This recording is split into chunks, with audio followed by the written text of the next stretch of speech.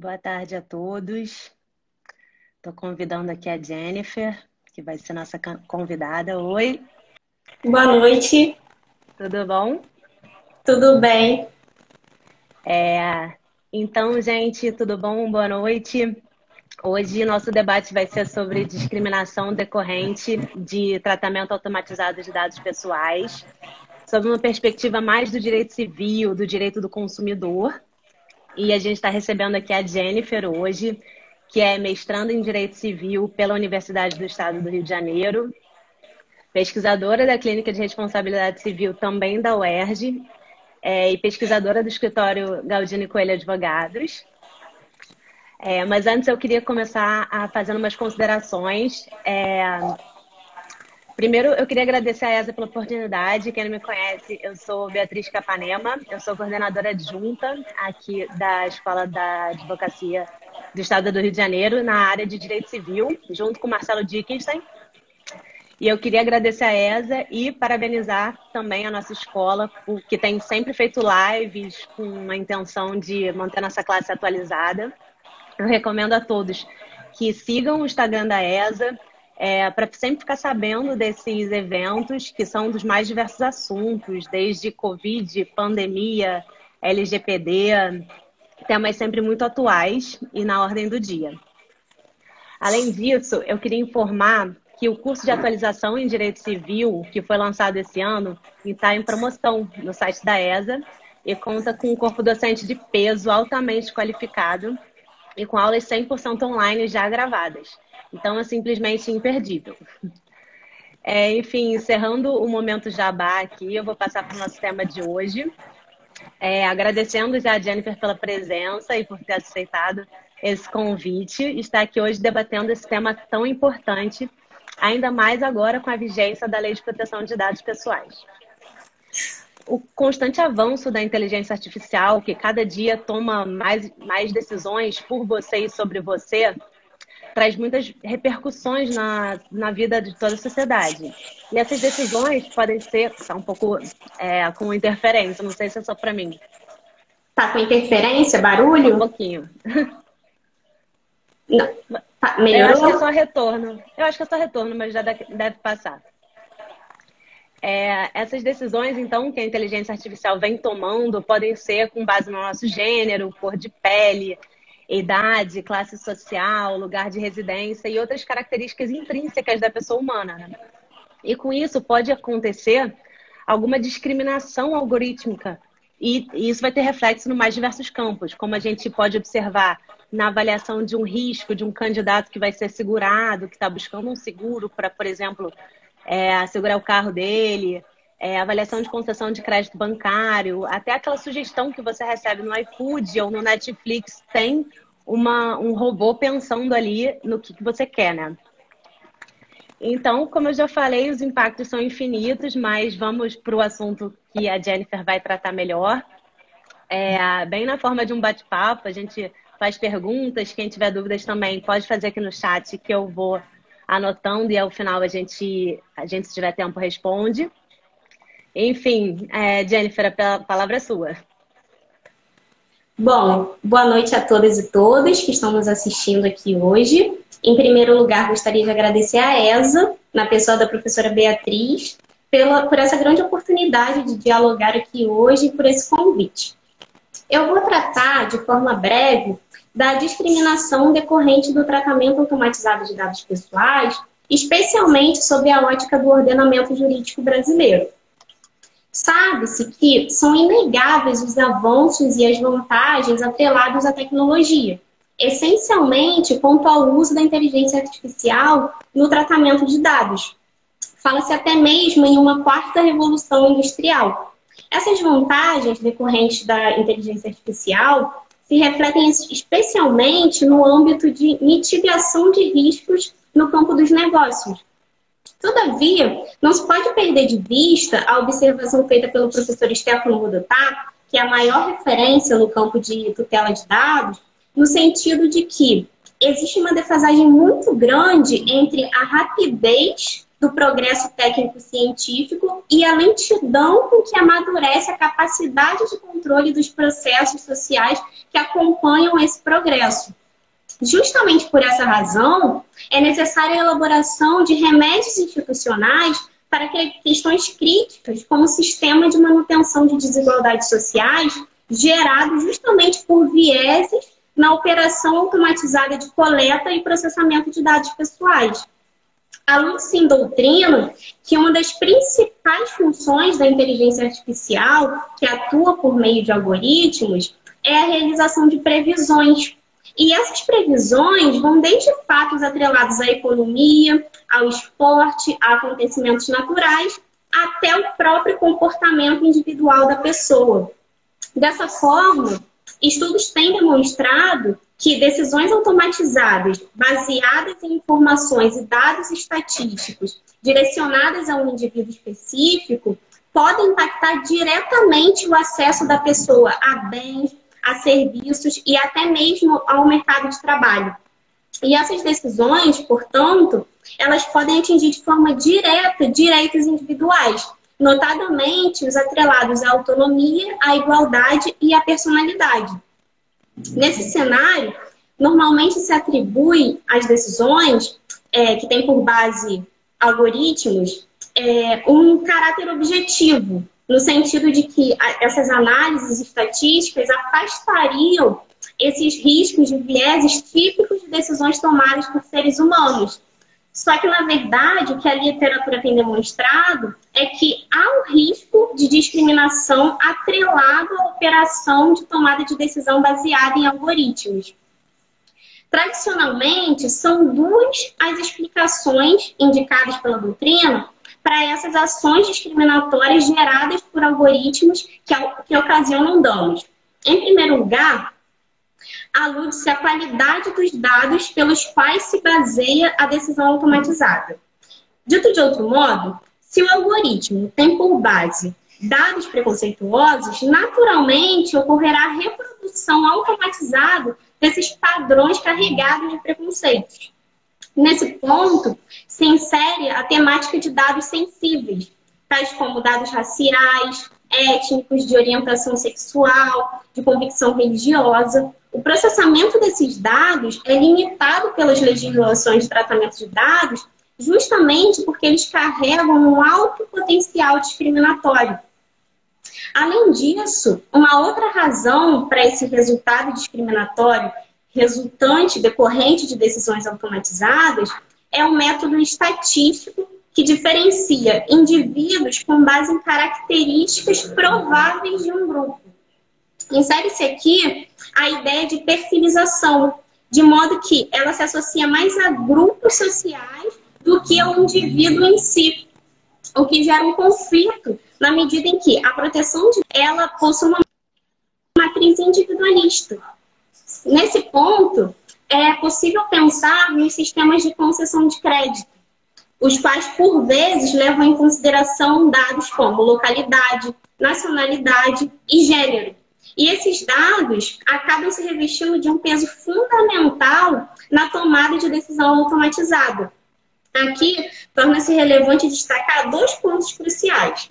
Em primeiro lugar, estudos realizados aqui no Brasil demonstram que o uso do endereço do indivíduo para fins de análise preditiva, ele comporta um alto grau, um alto potencial discriminatório. Isso porque há uma relação considerada íntima pela doutrina entre endereço e raça. Nesse cenário, um exemplo indicado pela literatura é como o estado de São Paulo ele se divide por classe social e por raça, na medida em que os brancos de classes médias e superiores possuem residências nas áreas mais privilegiadas da cidade, de modo que eles se isolam de todas as outras classes, inclusive de negros de classes média e alta. Por essa razão, em uma análise de crédito, por exemplo, a consideração do endereço da pessoa negra pode gerar uma discriminação. Por quê? O fato dessa pessoa ter residência em uma localidade considerada como não privilegiada pode levar à conclusão equivocada de que seu poder aquisitivo é menor do que o de uma pessoa branca que reside em um outro endereço considerado nobre. Ainda à luz da concessão de crédito, há estudos que demonstram que até mesmo o nome da pessoa é levado em consideração, de tal modo que pessoas que possuem nomes de origem africana, elas se deparam com uma dificuldade maior no momento do acesso ao crédito, em razão por essas más interpretações realizadas pelos algoritmos. Então, por esses motivos aqui expostos, existe um segmento doutrinário que defende que, na verdade, todos os dados são potencialmente sensíveis, uma vez que não só o uso de dados reconhecidamente como sensíveis é potencialmente discriminatório. Outro ponto importante revelado pela doutrina é o de que grupos marginalizados estão mais suscetíveis à coleta de dados pessoais. Isso porque tais indivíduos recebem benefícios de políticas sociais e, por essa razão, ficam mais vulneráveis ao monitoramento feito pelo Estado. Por consequência, esses dados acabam reforçando a marginalidade de determinados grupos que são alvos de algoritmos preditivos. Nesse cenário, à luz do direito brasileiro, merece menção o caso da sociedade empresária Decolar.com. Constatou-se que a empresa ofereceu um preço de hospedagem 29% mais caro para usuários que acessassem o site de uma cidade do Brasil, quando comparado com o preço oferecido por acessos feitos em uma cidade na Argentina. Essa diferenciação, justamente por ser reputada como injusta, ela levou a receber uma multa de protetiva dos interesses dos consumidores. E para além da diferenciação injustificada realizada pela Decolar.com, a doutrina assevera que essa prática demonstra como a decisão automatizada realiza a discriminação geográfica, partindo-se da presunção de que um usuário estrangeiro teria maior poder de compra do que um consumidor nacional. Jennifer, eu tenho uma dúvida já. Eu lembrei também de algumas situações quando a gente acessa o computador e está buscando, sei lá, uma TV.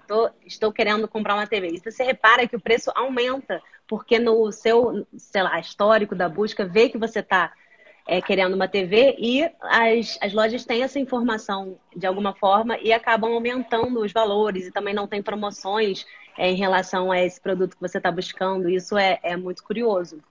Por isso que algumas pessoas falam que quando você está procurando passagem ou pesquisando algum preço de alguma coisa, o ideal é você usar aquela aba anônima. Não sei o quanto disso funciona, mas teoricamente não segura, não capta tanto os seus dados, né? É exatamente isso. Ah, desculpa. Não, era isso. Mas depois a minha pergunta seria no seguinte, tendo esses problemas já, a gente observando na prática esses problemas, que soluções que a doutrina aponta para prevenir essa discriminação? Porque ela existe, mas tem que ter alguma forma de prevenção, né? Exatamente. São distintas as soluções apontadas pela doutrina para essa discriminação decorrente do tratamento automatizado de dados pessoais. Na doutrina estrangeira, especialmente a norte-americana, há dois segmentos contrapostos, dois segmentos assim, que se destacam bastante. Para uma primeira corrente, apenas a transparência poderia eliminar esse resultado discriminatório das decisões automatizadas. Uma outra corrente, por outro lado, pautada na ideia de sigilo empresarial, entende que o melhor caminho seria o das ações afirmativas algorítmicas para o combate da discriminação de gênero e raça. Ou seja, aqui a ideia seria justamente de utilizar o algoritmo no combate à discriminação, partindo-se de uma ideia contrária àquela que eu mencionei no início da exposição, no sentido de que, quando os dados já estão carregados do conceito da sociedade, eles reproduzem esse preconceito, a ideia seria o contrário. Em vez desses dados partirem desses dados preconceituosos, na verdade o algoritmo deveria ser projetado justamente para combater resultados discriminatórios.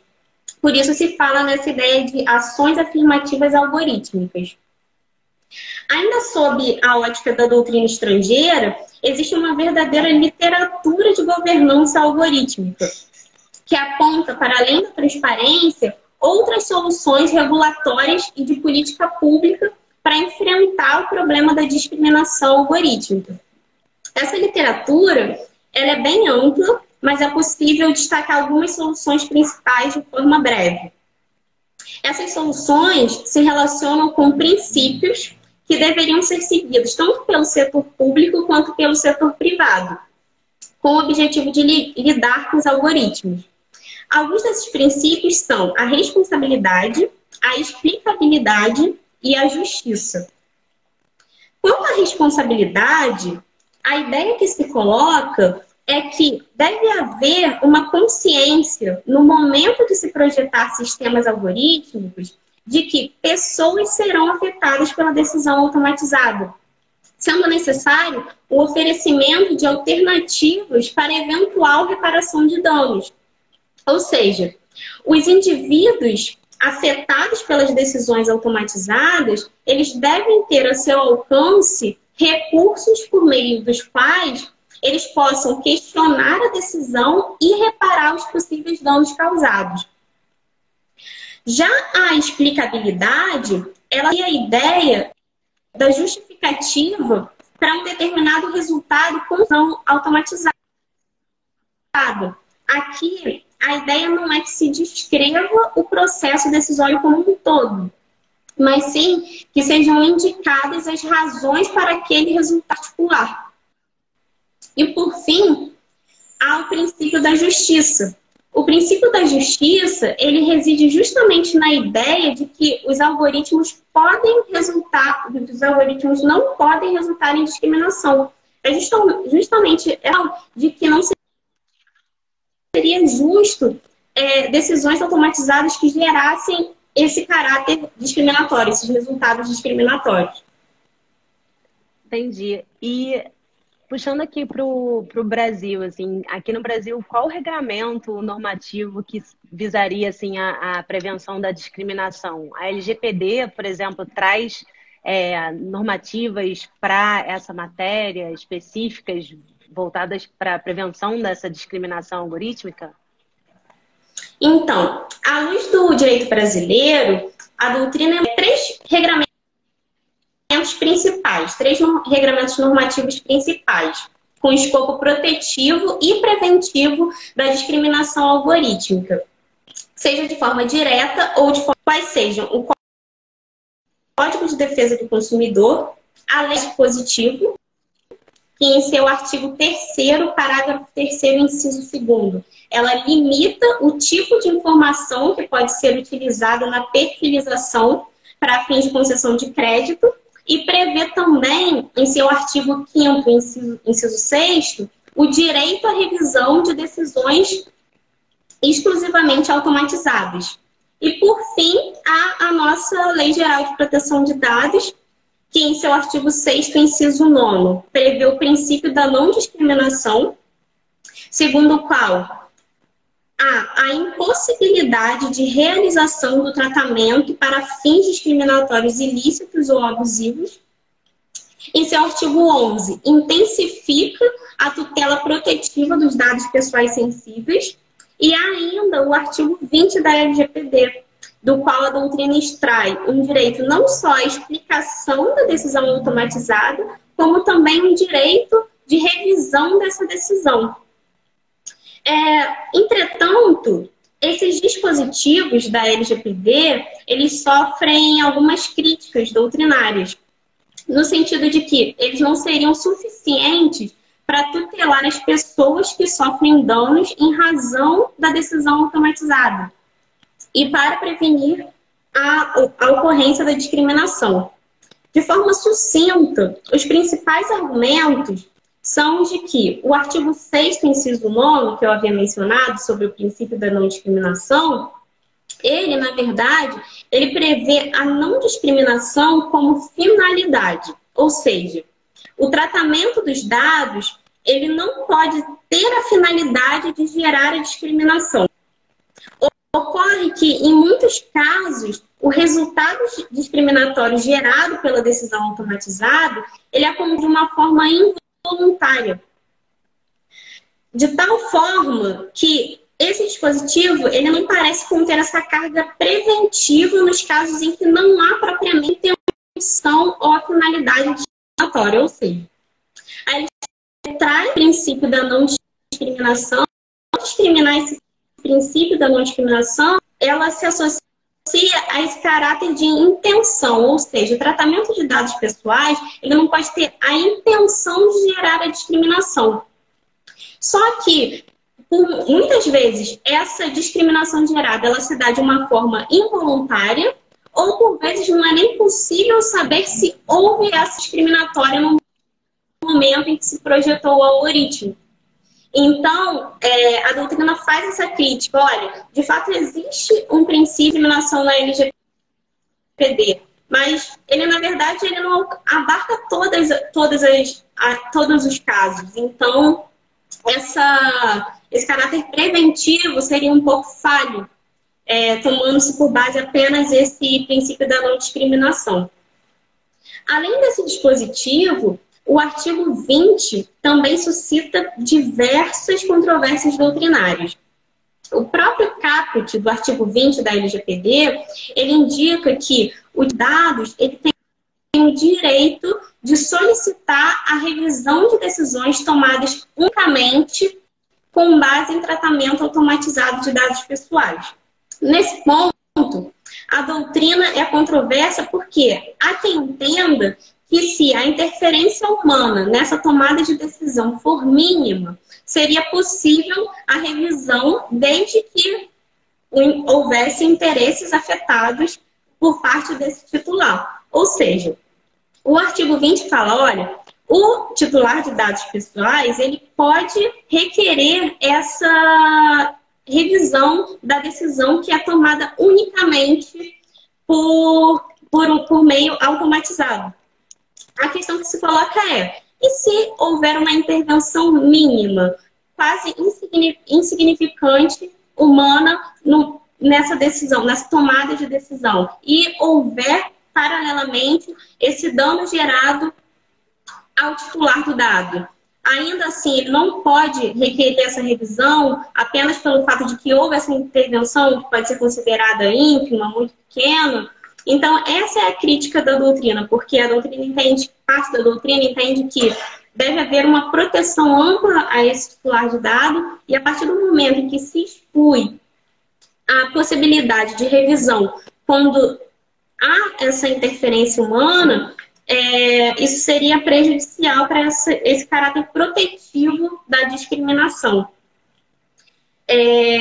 Nesse ponto, além disso, um outro ponto suscitado pela doutrina é o de que a lei não parece obrigar que essa revisão da decisão seja feita de forma não automatizada, ou seja, com a interferência humana.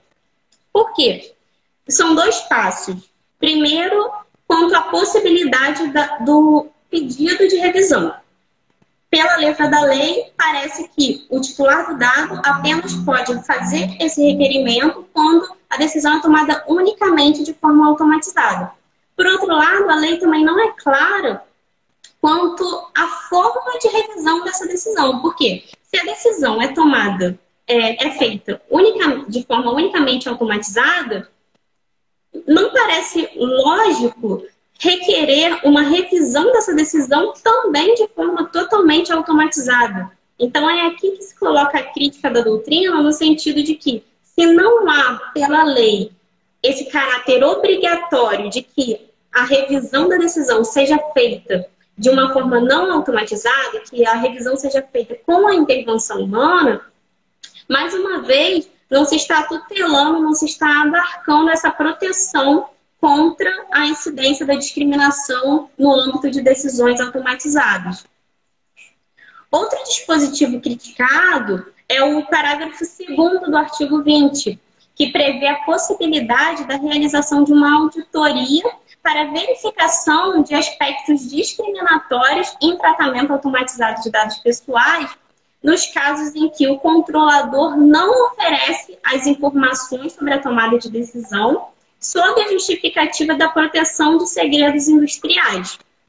A crítica que se faz é no sentido de que essa auditoria não possui caráter obrigatório. O que acontece? O titular de dados, ele tem o direito de requerer informações acerca dessa tomada de decisão de forma automatizada. O grande problema é que há casos em que o operador ele pode rejeitar esse oferecimento de informação sob a alegação de que existe um segredo industrial. E isso é tutelado no parágrafo 1º do artigo 20, ou seja, de fato, há esse direito de não concessão da informação. Todavia, o parágrafo 2º esclarece que, nesses casos, em não havendo essa informação, e não havendo essa informação sobre a decisão automatizada tomada, pode-se realizar uma auditoria com a finalidade de averiguar se houve a realização de discriminação. Só que essa auditoria não é obrigatória. O parágrafo 2º não enfatiza um caráter obrigatório na realização dessa auditoria. Então, mais uma vez, parece que esse escopo protetivo, preventivo da discriminação não é tão incidente por meio desses dispositivos. Essas são as críticas doutrinárias. E agora, já me encaminhando para a conclusão, para essa parte expositiva, e a gente entra nas perguntas, se houver algum questionamento, pelo exposto, pela análise da doutrina brasileira, pense que o caminho mais adequado, e esse caminho é indicado especialmente pelos professores Danilo Donedo e Carlos Afonso, que são referências na área de proteção de dados, o melhor caminho seria o da construção de uma agenda relativa aos princípios éticos da inteligência artificial e das decisões automatizadas amparadas no uso de algoritmos. Dessa forma, ao lado dos instrumentos normativos, os princípios éticos atuariam para avaliação e definição de decisões moralmente boas e justificáveis. Assim, eu concluo minha breve exposição sobre o tema, renovando mais uma vez os votos de alegria por poder dialogar aqui com todos vocês hoje. Obrigada, Jennifer. Com você falando, eu estava me lembrando de que recentemente, desde da entrada em vigor da LGPD, algumas decisões já vieram aplicando a responsabilidade objetiva, né? Em relação a danos, e que a gente, antes de entrar em vigor, todo mundo tinha dúvida, falava que talvez não fosse ser aplicado, mas é engraçado que tiveram algumas decisões que inovaram a aplicar a responsabilização objetiva nesse sentido, bem na seara consumerista, puxando bastante a questão do CDC mesmo, né? Eu achei muito interessante. E também me fiquei encucada assim, com uma coisa de que nessas questões, quando um indivíduo pede uma revisão de um dado, ok, você vê uma questão muito individual, mas quando a gente pensa naquela escala global, do tipo, a Decolar está alterando o preço para o Brasil inteiro, entendeu? O que você acha em relação a uma tutela um pouco mais coletiva, mais global e não tão individual? Não sei, porque eu acho que os danos são muito maiores do que, muitas vezes, só uma pessoa, né? Não sei se você tem opinião sobre isso. Sim. Bom, em relação ao primeiro ponto, nessa questão, que realmente, eu acho que, na verdade, não há a consolidação da controvérsia sobre qual é a responsabilidade adotada pela Lei Geral de Proteção de Dados. Existe um forte debate se, na verdade, a Lei de Proteção de Dados adotou a responsabilidade civil objetiva ou a responsabilidade civil subjetiva. E foi interessante você mencionar o Código de Defesa do Consumidor, porque um dos argumentos, primeiro são dois argumentos contrários à responsabilidade civil objetiva. Por quê? O CDC, de forma desculpa, um passo atrás. Quem defende que a responsabilidade civil adotada pela LGPD é responsabilidade civil objetiva, em grande medida, destaca que muitos dispositivos da LGPD são estruturalmente semelhantes aos dispositivos do CDC. Por outro lado, a corrente subjetivista destaca que, a despeito dessa similitude estrutural entre os dispositivos desses dois regramentos normativos, o Código de Defesa do Consumidor é explícito em destacar que a responsabilidade civil é objetiva. De outro lado, a LGPD não fez isso. Ela não destacou de forma direta qual é a responsabilidade civil, se objetiva ou subjetiva, como fez o CDC. Além disso, um outro ponto é no sentido de que a LGPD prevê que, em casos envolvendo consumidores, o regramento normativo incidente será o CDC. Ou seja, se o caso envolve o consumidor, tem-se que a responsabilidade civil será objetiva justamente porque a própria LGPD faz essa indicação. Então, esse é mais um argumento pró-responsabilidade civil subjetiva, porque eles destacam, olha, se a responsabilidade civil adotada pela LGPD fosse objetiva, não haveria necessidade dessa discriminação determinada. Então, é muito interessante porque existe um forte debate sobre isso e, de fato, já tem decisões no sentido da responsabilidade objetiva que acaba reforçando, como você bem destacou, que há esse indicativo de que a responsabilidade civil será objetiva, mas eu acredito que, de fato, o que vai definir isso serão essas próximas decisões tomadas no futuro acerca dos casos concretos. E quanto ao segundo ponto, eu concordo com você. Assim, eu confesso que nunca parei para pensar com calma na questão, mas eu acredito que sim, seria possível vislumbrar um caráter de tutela coletiva, até porque existem casos em que os dados, por exemplo, num eventual grande vazamento de dados, é uma coletividade considerada que está sendo atingida ali. Então, eu acho que é sim possível pensar nessa tutela específica para a coletividade fora do âmbito da tutela individual. Eu acho que então a gente já tem que se encerrar para o fim, que daqui a pouco o Instagram derruba a gente. Como ninguém fez pergunta aqui, ou se fez, eu me perdi, ficou muito para cima.